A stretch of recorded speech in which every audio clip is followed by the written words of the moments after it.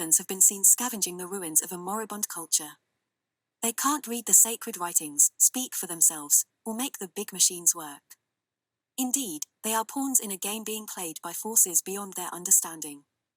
Consistent with long-standing practice, this will afford the department the full opportunity to consider particular questions and possible accommodations that may fulfill the committee's legitimate need for information while protecting executive branch confidentiality interests. New Lizzo and Billie Eilish songs provide feminist equity to the Neo Hellscape.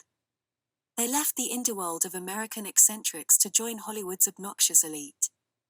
Could ancient myths about reptilian creatures provide evidence that they are more than just a pop culture creation?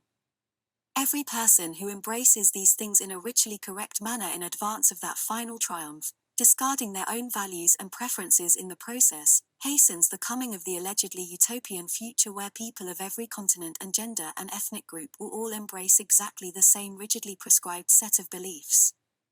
A more immersive, imaginative client experience, with all of its gross-out gags and gratuitous decapitations, gut rippings, and head smashings, is currently being developed by several AI companies.